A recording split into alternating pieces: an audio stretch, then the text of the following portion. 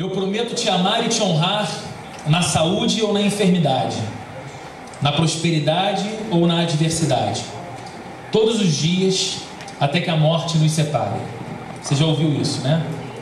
Talvez você tenha dito isso um dia também, né? Essas são as palavras pronunciadas pelos noivos nas suas cerimônias de casamento, no momento dos votos. Pode ser, e aí varia do celebrante, de celebrante para celebrante, que as palavras não sejam exatamente essas, mas o sentido é sempre esse. É um compromisso. Eles firmam uma aliança, onde prometem seguir juntos, até o fim. Porém, o que nós temos visto nas últimas décadas no Brasil revela que esse compromisso, firmado pelos noivos no momento do casamento, tem sido constantemente desfeito. E essa promessa constantemente quebrada. Eu trago aqui alguns números do IBGE que são bem interessantes a respeito de estatísticas sobre o casamento no Brasil. De 1984 até 2014. Então, bem próximo de nós esses números, então eles são bem fiéis. Em 1984, quando pela primeira vez foi feita uma pesquisa do número de divórcios no Brasil, foram registrados 30 mil divórcios no nosso país. 10 anos depois, 1994, a mesma pesquisa apontou o registro de 94 mil divórcios no Brasil. Mais 10 anos, 2004, e o número passou para 130 mil divórcios registrados no Brasil. E há 2 anos atrás, 2014, esse número chegou a 341 mil divórcios registrados no nosso país. Um número 10 vezes maior do que o de 1984. Um aumento muito expressivo. E esses números então revelam para nós que, na verdade, apesar dos votos feitos na cerimônia de casamento, muitos casais têm vivido mesmo a dinâmica de relacionamento proposta por Vinícius de Moraes, que aliás se casou 9 vezes. Vinícius, em 1960, escreveu seu famoso Soneto da Fidelidade. E no trecho mais famoso desse soneto ele diz: eu posso dizer do amor que tive, que não seja imortal, posto que é chama, mas que seja infinito enquanto dure. Então, se você estava planejando alguma coisa mais romântica com a tua esposa hoje à noite, falando isso para ela, seja infinito enquanto dure, essa manhã vai desfazer esse soneto, então você vai ter que escolher um outro texto. Talvez esse texto que a gente vai ler hoje, nesse momento, te ajude a substituir. Mas os números da pesquisa revelaram outras coisas. Houve uma redução da duração média do casamento no Brasil. Em 1984, o tempo médio de duração de um casamento era de 20 anos. Tempo médio. Em 2014, esse número caiu para um pouco menos de 15 anos. Nós sabemos disso e os números apenas confirmaram que hoje casa-se muito mais tarde do que em 1984, por exemplo. A idade média em 1984 era que homens se casavam com 26 anos e mulheres com 22, 23 anos. Em 2014, a idade dos homens subiu para 31 anos, média, e das mulheres, 28 anos. E as justificativas são as mais legítimas, por assim dizer, né? As pessoas estão procurando primeiro construir carreira, terminar a faculdade, depois a pós, depois o mestrado, depois o MBA. Muitos casais, muitos jovens casais, eu acredito que vocês lidem com isso lá na Oceânica, uma igreja que tem muitos jovens, a gente lida muito com isso lá na Plena, muitos jovens casais querendo começar a vida conjugal como os seus pais estão depois de 20 anos de casados, com o mesmo conforto, com a mesma qualidade, com as mesmas viagens, com o mesmo carro, e aí isso vai dilatando esse tempo para contrair o casamento. Os números também revelaram um aumento significativo de casais que não têm e não pretendem ter filhos. Justificativas: o mundo é um lugar muito perigoso. É desumano você colocar mais um ser humano para viver nesse mundo perigoso como o nosso. Ou então, educar, ensinar, formar um cidadão de bem dá muito trabalho, é muito difícil. O risco disso não dar certo é muito grande. Então os casais decidem: vamos viver só a gente? Vamos viver a família de nós dois apenas? Vamos curtir a nossa vida juntos? Esses números comprovam apenas aquilo que a gente já suspeitava. A nossa cultura está sendo desenvolvida sob o imperativo do individualismo. Na verdade, a gente separa mais, o brasileiro se divorcia mais hoje porque, como eu sou uma pessoa altamente individualista, estou buscando o meu prazer e a minha experiência de felicidade, quando o casamento que eu estou envolvido não me oferece mais, já não é mais essa fonte de prazer e de alegria, mas já me traz um pouco de estresse, de descontentamento, de discussões e de briga, o que é mais fácil fazer numa cultura do descartável como a nossa? Eu descarto o copo, eu descarto o celular que fica velho, eu descarto o computador que já não serve mais, eu descarto o casamento, que já não me traz mais prazer.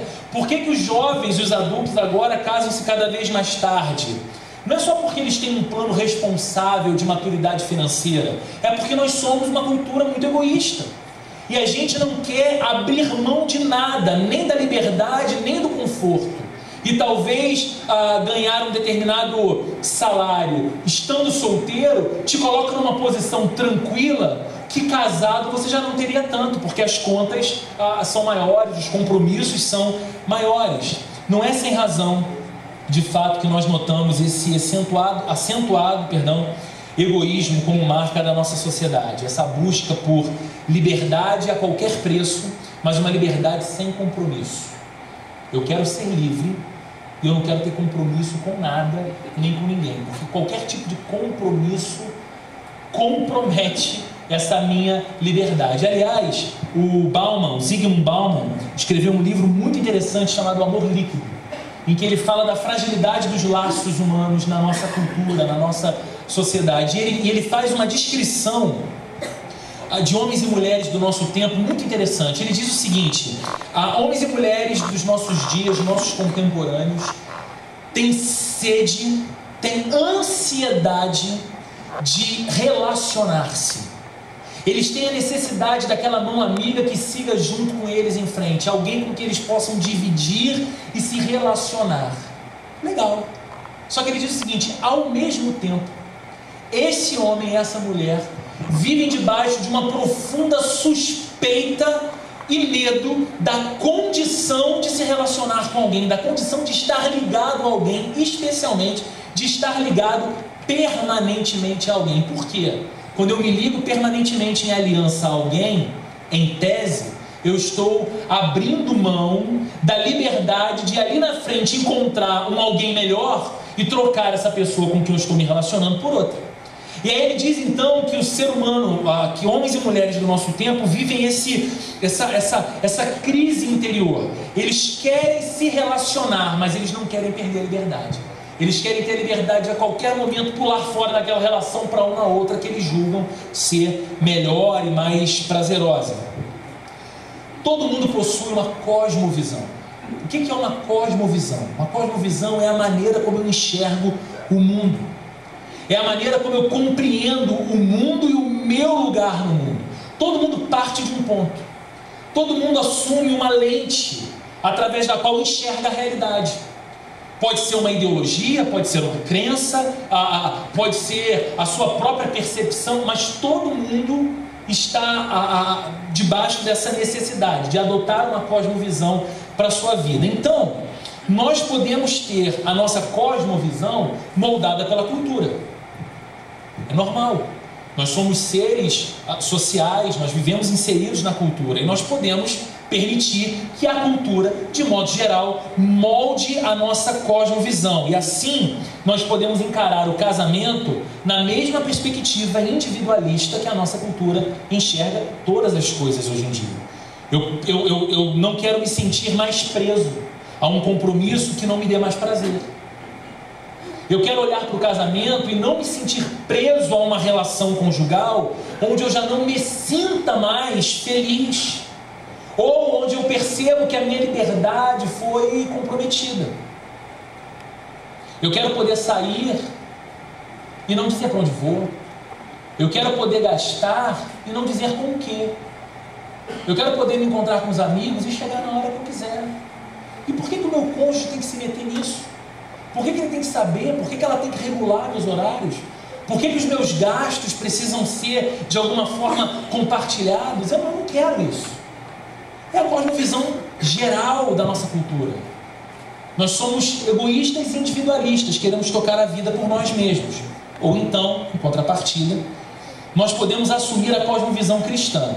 Aliás, assumir a cosmovisão cristã é a única coisa que nos torna de fato cristãos, tá? Então assim, você pode até dizer assim, eu sou cristão, eu vou na igreja, mas a lente através da qual você enxerga o mundo e o seu lugar no mundo não é a lente cristã, tem algum problema nessa sua definição de cristianismo. Mas nós, assumindo a cosmovisão cristã, passamos a entender que fomos criados por Deus, que vivemos num mundo que é governado por Deus e que nós podemos e devemos buscar em Deus a razão das coisas, todas as coisas, inclusive do nosso casamento. E aí, quando a gente se aproxima então dessa perspectiva, eu vou assumir a cosmovisão cristã para a minha vida, inclusive para o meu casamento, a gente lembra da Bíblia. E aí a Bíblia conta uma história para a gente. A Bíblia narra um fato para nós, um problema que aconteceu num jardim, a entrada do pecado, a história do pecado. A Bíblia nos fala do pecado como sendo algo que gerou uma ruptura do ser humano com Deus. E quando Adão e Eva, e todos nós a partir deles, rompemos com Deus, quebramos a nossa aliança inicial com Deus, nós desenvolvemos a capacidade de quebrar alianças constantemente. Nós quebramos os nossos tratos, nós desfazemos os nossos acordos, nós não cumprimos as nossas promessas. Isso é uma herança que o pecado nos legou, e essa é a realidade também de muitos casamentos. E eu não estou falando aqui simplesmente dos casamentos desfeitos. Eu não estou falando simplesmente dos casamentos que já entraram nas estatísticas dos divórcios. Eu falo também de muitos casamentos que se mantêm apesar de muito mal. Casais que permanecem juntos debaixo de um mesmo teto, mas não mais aliançados. Casais que socialmente ainda se definem como casados. Os seus filhos os consideram casados. A igreja os considera casados. Mas no coração deles e na dinâmica conjugal, o vínculo, a aliança já foi rompido. Nós sabemos que a vida não acontece simplesmente. A vida não simplesmente acontece diante dos nossos olhos. Ela precisa ser escolhida, ela precisa ser pensada, ela precisa ser sonhada, ela precisa ser trabalhada. Isso em todas as áreas.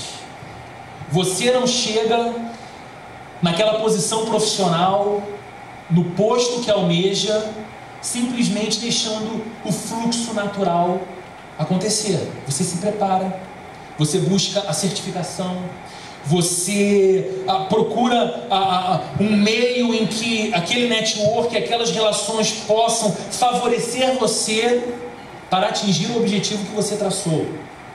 Você quer que os seus filhos tenham uma segurança financeira, mais do que uma segurança financeira, uma segurança profissional para eles. Você quer que eles consigam conjugar a alegria de exercer uma vocação. Então eles trabalhem com prazer, trabalhem com senso de propósito, ao mesmo tempo que essa escolha profissional deles lhes ofereça uma qualidade de vida, que eles tenham independência financeira, que eles já não dependam de vocês depois de algum tempo. E aí, sabedores disso, nós não deixamos simplesmente o barco andar. Nós investimos nos filhos. Nós gastamos quantias estratosféricas de dinheiro em escolas caríssimas na nossa cidade, em cursos extras, e coloca no inglês, e coloca no esporte, e deixa fazer viagem para fora, para que o contato com outras culturas enriqueça a alma dos nossos filhos. E a gente projeta tudo, porque sabemos que a vida que almejamos para eles precisa ser escolhida, pensada, sonhada e trabalhada. Isso não seria diferente no casamento. Ninguém, no dia em que estava diante de um altar, diante de um celebrante, que fez aqueles votos que falamos lá no início, de promessa de fidelidade, de estar junto na saúde ou na doença, na prosperidade ou na adversidade, todos os dias até o fim, ninguém naquele dia pensava na falência da relação. Todo mundo pensa num casamento para sempre, sonha com esse casamento. O problema é que chega um momento em que a gente para de investir nele, a gente para de trabalhar por ele, como investe nos filhos, como investe na carreira, como investe no corpo, como investe na saúde, como investe na viagem. O casamento também precisa de investimento. E a Bíblia não é apenas um livro de regras. Na verdade, ela não é um livro de regras. A Bíblia é uma base de valores para quem deseja viver sob a influência de Deus. Mas além de ser uma base de valores e princípios para quem quer viver com Deus e para Deus, a Bíblia também é um livro de sabedoria prática. É possível, eu estava conversando com o Alexandre ainda agora, e ele disse que conversando com alguns artistas num centro cultural outro dia, e os caras falando de alguns pensadores, de alguns líderes, e aí ele fez uma menção, disse: vocês já leram Provérbios? Provérbios é incrível. E os caras fizeram aquela cara de assombro, porque gera aquela associação natural de que de repente o religioso, ou aquele que acredita na Bíblia, ou que se aproxima da Bíblia, tem uma visão mais tacanha da vida. Só que de fato a Bíblia é esse livro cheio de sabedoria prática para a nossa vida. E se nós dermos atenção ao que ela ensina, certamente nós viveremos melhor. E certamente nós teremos casamentos muito melhores. Por isso eu quero ler um texto com você de sabedoria da Bíblia. Eu quero ler com você um texto que se encontra em Eclesiastes, capítulo 4, do verso 9 até o verso 12. Eclesiastes, capítulo 4, do verso 9 até o verso 12.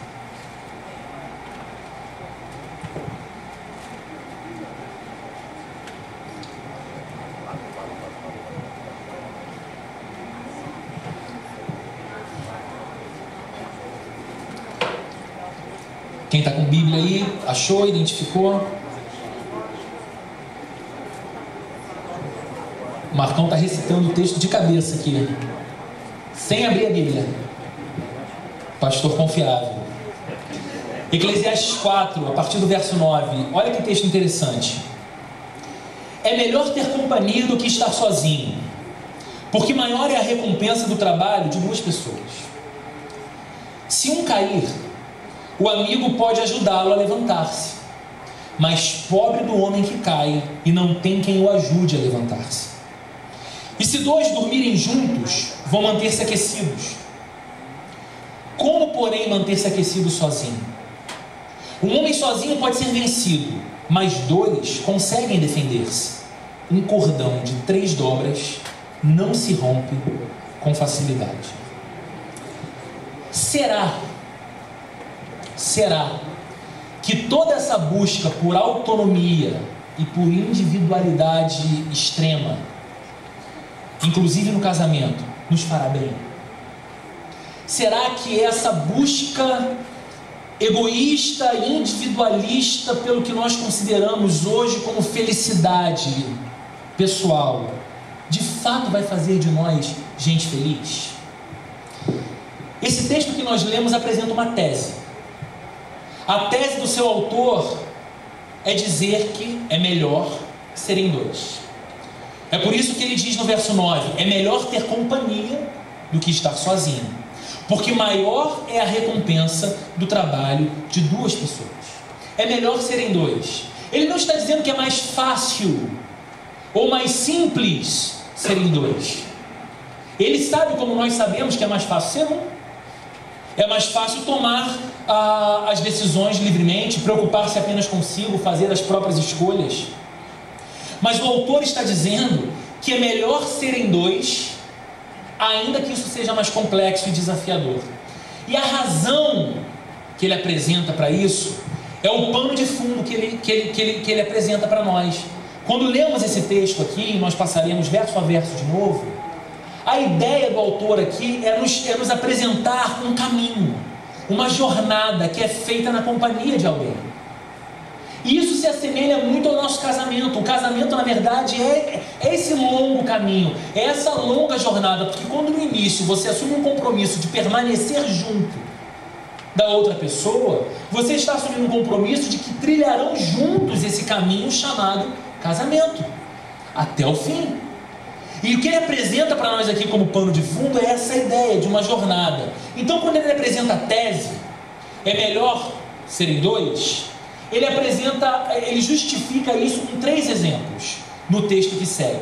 O primeiro se encontra no verso 10, e ele diz o seguinte: se um cair, o amigo pode ajudá-lo a levantar-se, mas pobre do homem que cai e não tem quem o ajude a levantar-se. Qual o primeiro exemplo que ele escolhe para defender a tese de que é melhor serem dois? O exemplo dos tropeços, dos descuidos que nos fazem cair.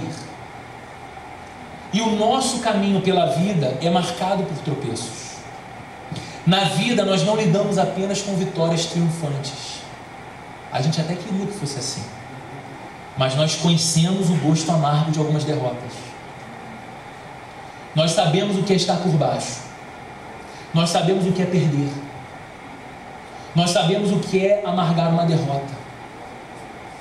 Nós sabemos o que é tristeza. Nós sabemos o que é dor, que num determinado momento do caminho nos leva para o chão. Nós sabemos o que são determinados golpes da vida que nos desorientam, nos deixam tontos, e então nós tropeçamos e caímos. Aliás, nós sabemos que o nosso caminho é marcado por esses percalços, por esses buracos, e que nós não estando atentos, tropeçamos e caímos. Ao longo do caminho, como cônjuges, também como pais, como filhos, como profissionais, como amigos, mas especialmente como cônjuges, nós também tropeçamos e também caímos. Ficamos desatentos, nos descuidamos. E o que esse texto está dizendo é que será muito bom, se essa pessoa tiver uma relação de aliança com alguém. Uma relação de aliança com alguém que se põe ao seu lado no caminho e que pode socorrê-lo na queda. Pense nisso aplicado ao casamento. Pense na dinâmica da vida e nas possibilidades de tropeço que a vida apresenta para nós. E olha o que o autor está dizendo: como é bom ser um casal em que no meio da jornada, quando um tropeça e cai, tem o outro a seu lado para erguer a mão e levantar. Quem é o nosso cônjuge, senão alguém que nos conhece profundamente? Quem é o nosso cônjuge, senão alguém que sabe de nós e da nossa performance e da nossa personalidade nas muitas etapas da vida? Eu e Sheila namoramos desde que eu tenho 15 anos de idade, ela 14.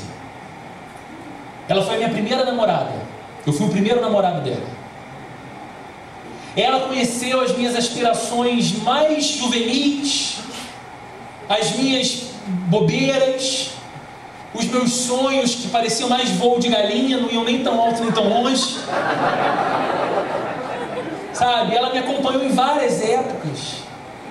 Ela namorava comigo quando eu estudava música, na escola de música Vila Lobos, para tocar na igreja. E aí depois ela me viu falando, ela me escutou falando: a música da igreja é muito pobre, eu vou tocar. Eu disse isso um dia, tá, gente? Eu falei assim: se fala em violão, quem estuda violão traz a imagem de um Rafael Rabelo da vida, por exemplo. Um dia, quando falarem em violão no Brasil, falarão meu nome.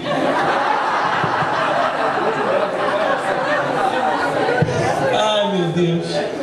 E pior que anos depois eu toquei muito tempo com o Milton Júnior, que está ali, ele sabe como é que eu toco violão.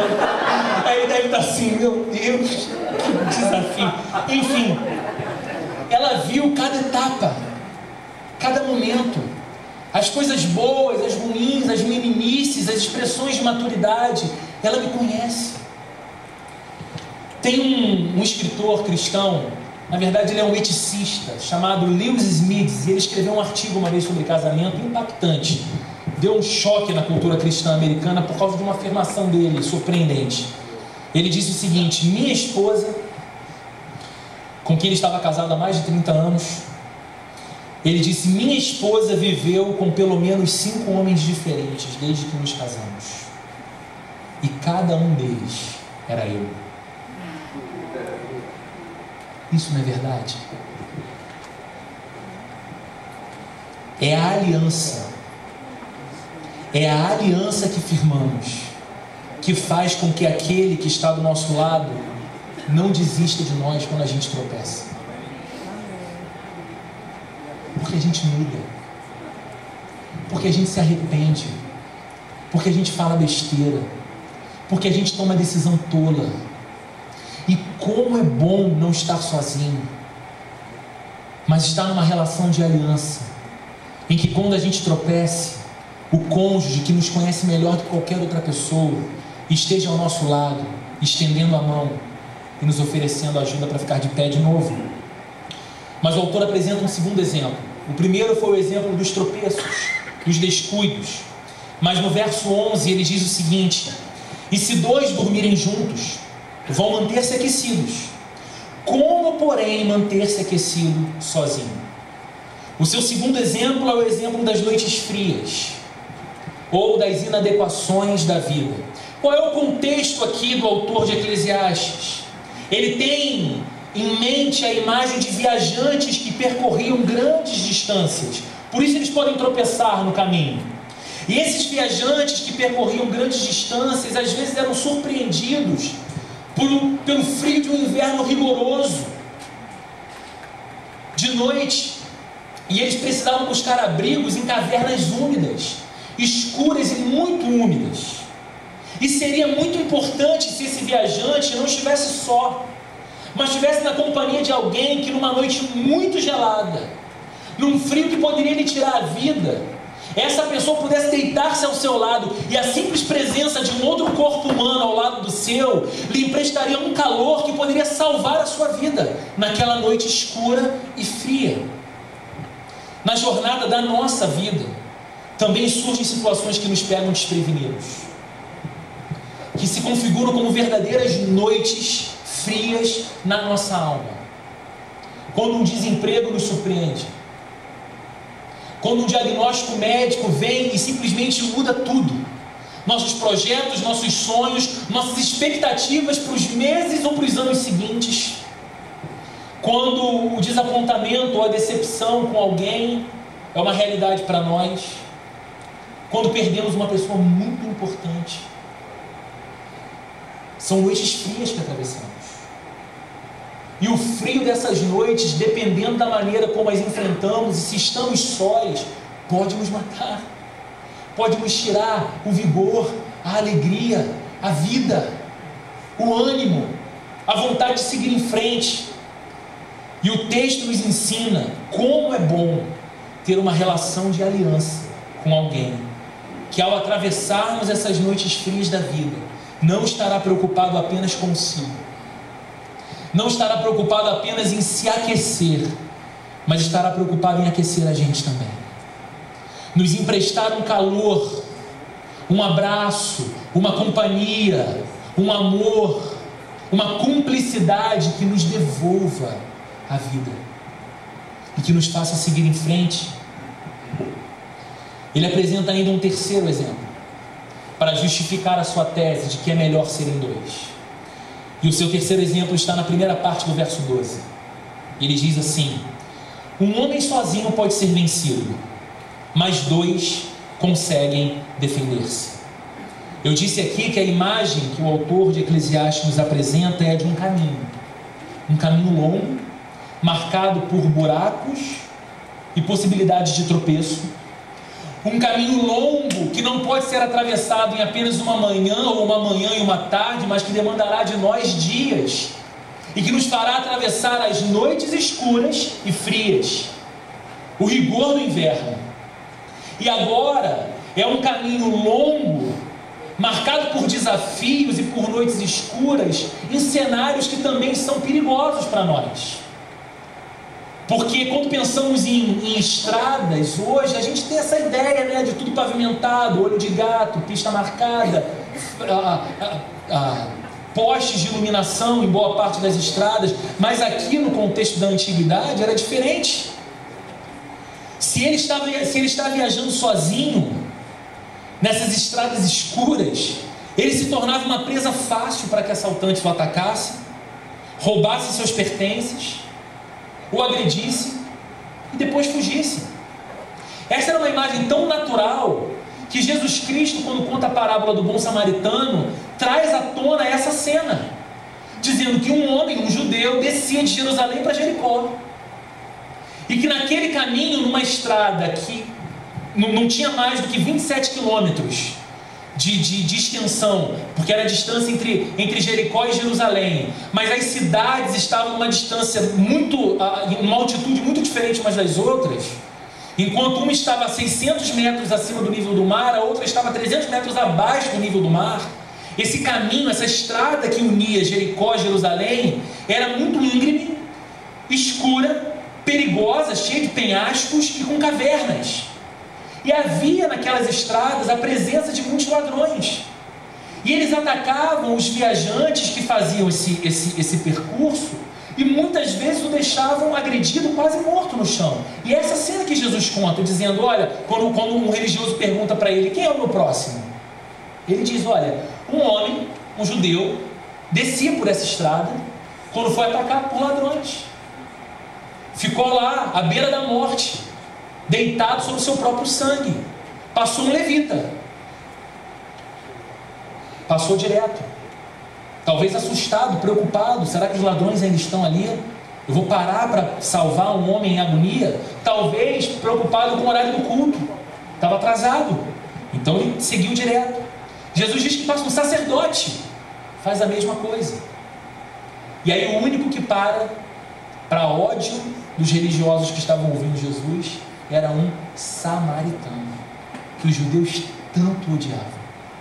E aquele samaritano foi o próximo do homem ferido, Jesus disse. Cuidou das suas feridas, enfaixou as feridas, colocou sobre o seu próprio animal, levou até uma hospedaria, deu ali 2 denários como pagamento para o hospedeiro, que significava o valor de 2 diárias de trabalho de um homem, naqueles dias, e ainda disse o seguinte, olha, eu vou voltar para visitá-lo, se tiver mais gasto eu vou pagar. Um samaritano que podia, era o único que, por causa da rixa que havia cultural entre os judeus e samaritanos, quando visse aquele judeu caído, ensanguentado, ao invés de passar por lado, poderia passar por cima e pisar em cima. Foi o único que foi solidário. Jesus conta, apresenta essa parábola dentro de um cenário assim, uma estrada perigosa. E o texto agora nos conta exatamente isso. Um viajante sozinho se torna uma presa fácil para esse tipo de crime. Mas se ele estiver acompanhado, a sua segurança é maior. 2 podem se defender melhor do que 1. 2 juntos podem intimidar a ação de um assaltante. É melhor ficar na espreita, esperar alguém sozinho passar, do que enfrentar 2 e ser surpreendido. Ao longo da nossa vida, nós seremos vítimas não apenas de circunstâncias inesperadas. Nós seremos vítimas também de ataques surpreendentes. Você sabe que é assim. Pessoas que se aproximam de nós com mais intenções.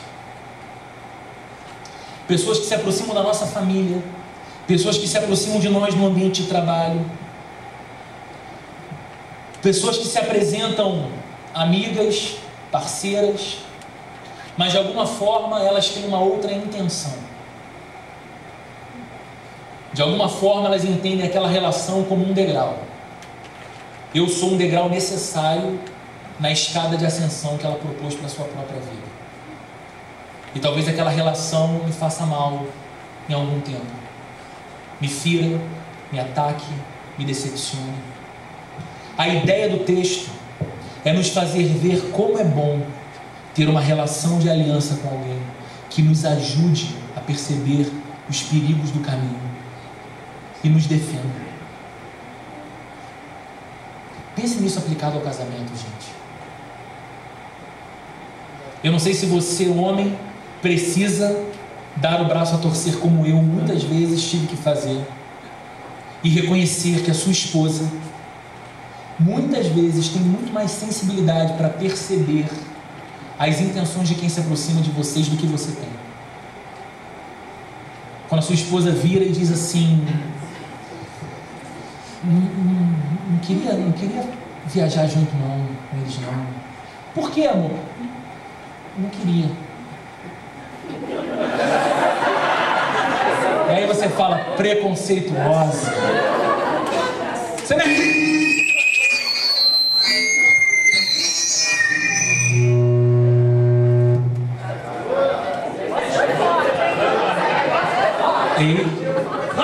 Fala dela. Fala dela, irmão. Fala dela. Só tô falando bem de você, meu irmão. Só te elogiando. E aí você diz: mulher, você não é cristã, como é que tá tendo essa leitura? E aí passa um tempo e você diz: cara, ela estava certa. Tem um feeling diferente, tem uma percepção diferente. Consegue enxergar algumas intenções que talvez a gente não tenha tanta sensibilidade para perceber. E o texto está dizendo isso. Como é bom ter alguém ao nosso lado. Você está tão aliançado com uma pessoa que ela é capaz de perceber os perigos que talvez você não perceba aqui e ali. E quando o ataque vem, ela é tão sua parceira, ela é tão sua cúmplice, vocês estão tão em aliança, que ele te defende. E juntos vocês são mais fortes. Juntos vocês superam o golpe.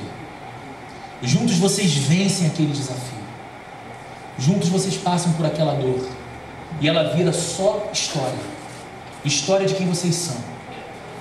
Mas memória que já não dói mais. Parte da jornada de vocês.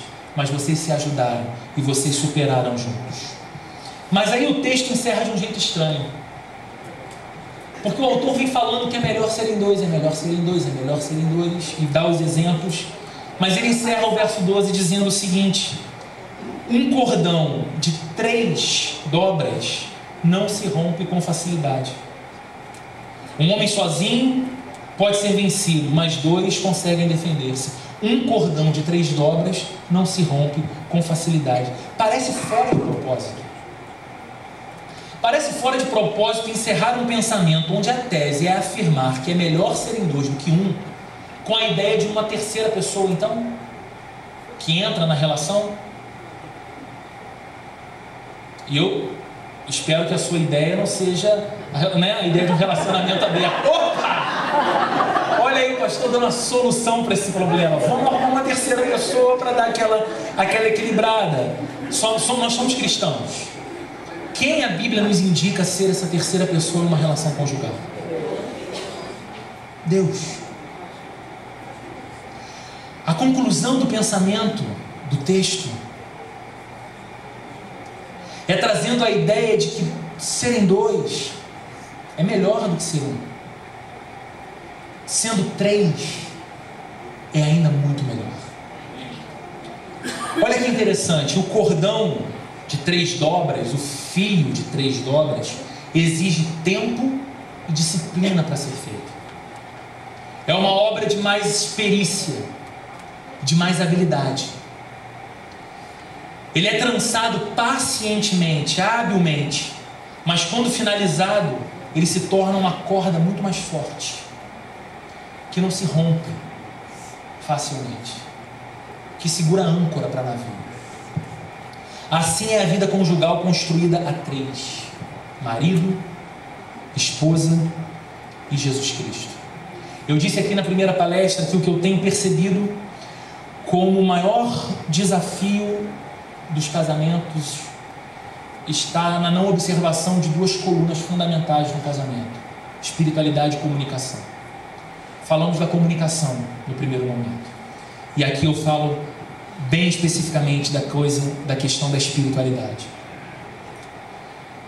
A vida conjugal construída a 3: marido, esposa e Jesus Cristo, é como esse cordão de 3 dobras que não se rompe facilmente. É forte, é firme. Por isso é tão importante nós considerarmos o poder da aliança que estabelecemos diante de Deus ao casarmos. A aliança não é anel, gente. A aliança não é anel. O anel é um símbolo é um símbolo da aliança. O anel é um símbolo do compromisso firmado, do voto feito. A base do nosso casamento não pode ser o sentimento. Emoções existem e são extintas. Paixão arde e esfria. Circunstâncias mudam as coisas e mudam a gente. A base do nosso casamento não pode ser sentimento, emoção, porque essas coisas são variáveis. E se forem a base da nossa relação, quando elas se moverem, move a base do nosso relacionamento. A gente vai estar construindo a nossa relação em cima de uma base muito móvel, muito instável. A base do nosso casamento precisa ser a aliança. A promessa que fizemos um ao outro de que trilharíamos esse caminho juntos, um do outro e na presença de Deus. A aliança, para um cristão, traz sempre a ideia da presença de Deus no casamento, traz sempre a ideia da presença de Deus nesses votos feitos um ao outro. Eu não apenas assumo um compromisso de seguir ao lado dele, eu não apenas assumo um compromisso de seguir ao lado dela, eu assumo um compromisso de seguir com Deus ao lado dele, com Deus ao lado dela. Eu assumo um compromisso de trazer para dentro do meu casamento esse elemento que vai empoderá-lo, fortalecê-lo, transformá-lo e enchê-lo de graça, que é Deus. E aí vem o meu cônjuge e assume o mesmo compromisso. Eu farei do nosso casamento uma experiência espiritual, não espiritualoide, não maluca. Não estou falando daquela espiritualidade esquizofrênica, estou falando de espiritualidade bíblica. Nós vamos orar juntos, nós vamos ter tempo de devocional juntos, nós vamos nos tratar com a fraternidade cristã que a Bíblia nos orienta, que deve ser o nosso tratamento dentro de casa. Eu vou honrar você, eu vou amar você, como a Bíblia ensina que o marido deve fazer com sua esposa, entregando a própria vida por ela. Eu vou estar ao seu lado, meu amor, eu lhe serei uma auxiliadora idônea, uma ajudadora fiel, como a Bíblia diz que eu devo ser. E antes que eu me sinta rebaixada e diminuída por ser uma ajudadora do meu marido, entenda que a expressão usada na Bíblia para auxiliadora ou ajudadora, lá no Antigo Testamento, é a mesma usada no Novo Testamento, quando diz que o Espírito Santo é o nosso auxiliador, o nosso guia, o nosso orientador, aquele que nos faria lembrar das palavras de Jesus e do mandamento de Jesus. E alguém desconsidera o valor do Espírito Santo? É esse auxílio da esposa ao lado de seu marido.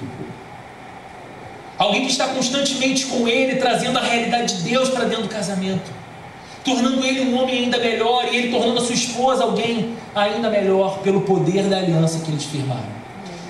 Eu me lembro, e com isso eu encerro, da história relatada na biografia de Dietrich Bonhoeffer.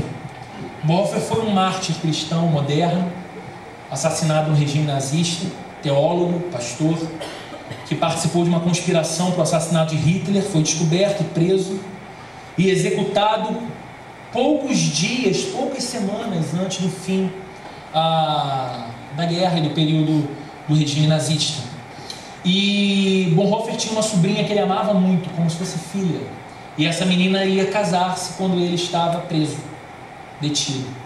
Ele não poderia fazer a celebração do casamento da sua sobrinha, mas ele escreveu toda a celebração para que um outro celebrante fizesse no momento.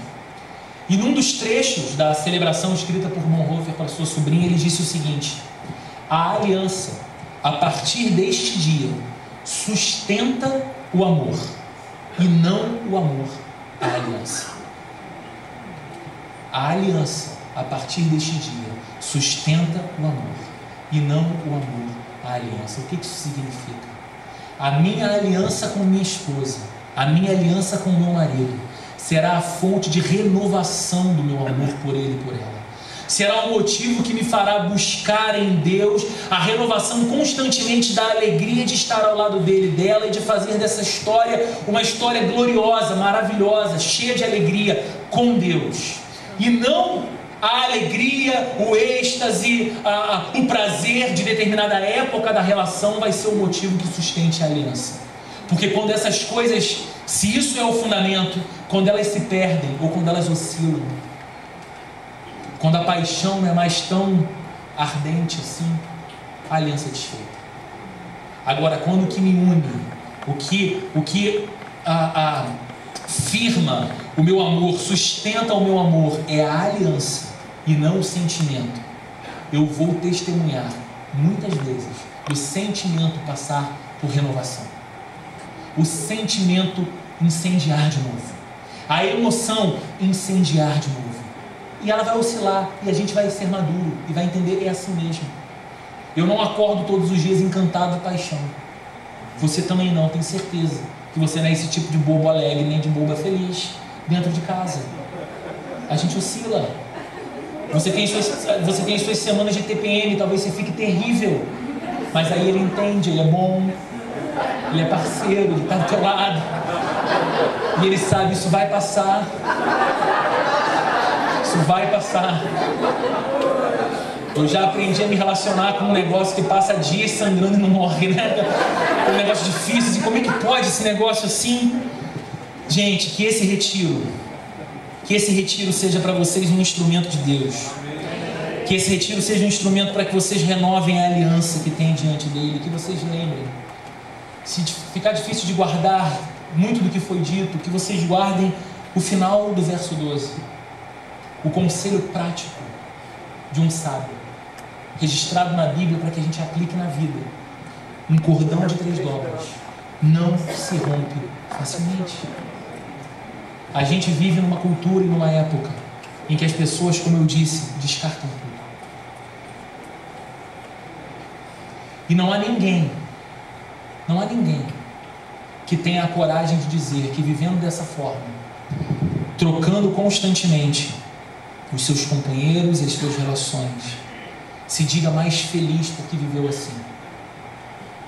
Não tenha um histórico de ter colhido tristeza, desânimo, decepção, perda da companhia dos filhos, perda de amigos, perda de credibilidade. Esse glamour que é vendido aí fora, você sabe que não é bem assim. Essas estrelas que ficam nas capas das revistas e que vão colhendo divórcios e que vão curar divórcios na Ilha de Caras, precisam tomar muito remédio. Muitas vezes precisam beber muito, cheirar muito, para suportar a dor de existir, tendo que sustentar uma imagem de felicidade irreal na alma. Irreal na alma. Que nós sejamos esses homens e mulheres de pés no chão e de cabeça no céu, capazes de compreender a nossa mais profunda necessidade de trazer Deus para dentro da nossa história como o elo mais forte da nossa aliança com o nosso cônjuge. Vamos orar mais uma vez? Deus, obrigado